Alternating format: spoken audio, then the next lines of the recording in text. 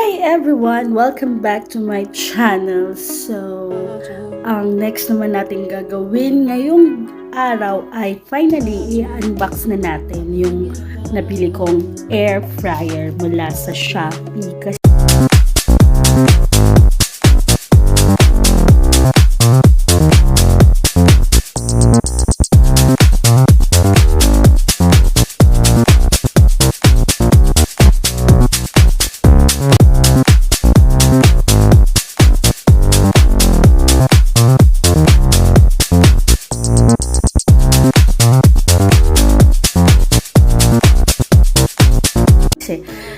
According sa mga reviews, maganda naman daw to. And basically, since wala ako ditong lutuan ng ulam, so I think, tsaka nag-iiwas din ako sa oil kasi alam niyo naman, medyo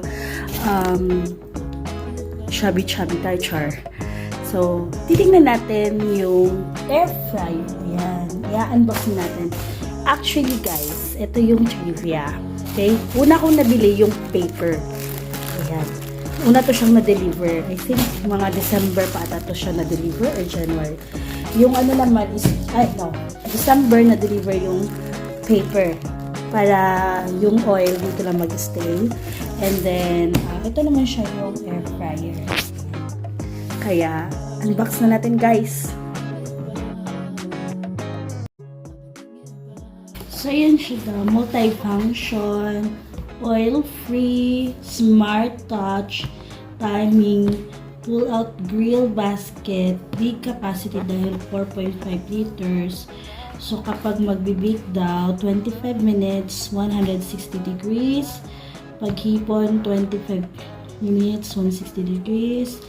Pag, ano to? Fish, 10 minutes, then 180C. Pag pork, it's 18 minutes, 180C. Then, ano to? Tinapay, pag mag-init, 12 minutes. Fries, 18 minutes at 200C. Pizza, 200C. What's this? 20 minutes. Oh, this is drumstick at 200C. So, reveal na nga natin, guys. So, sana okay siya kasi talagang nawala na to sa isip ko guys. Promise. Oh!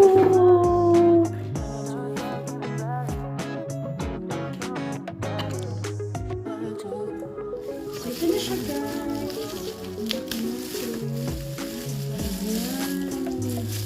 So, ang pinili ko ay black.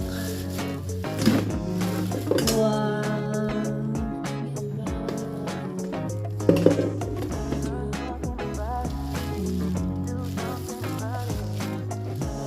So, we'll see.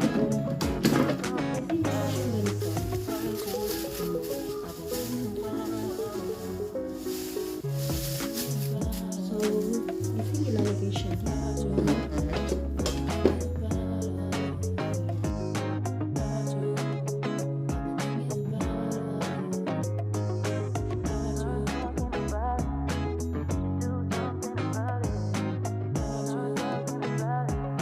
So, excited na ako para tingnan. Ayun, nasaksak na natin siya.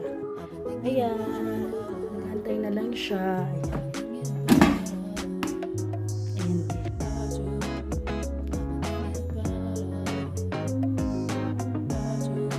And for today's video, ito yung ating nilagay.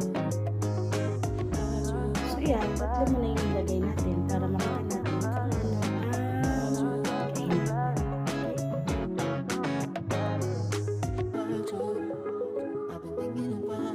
natin ko naluto na siya.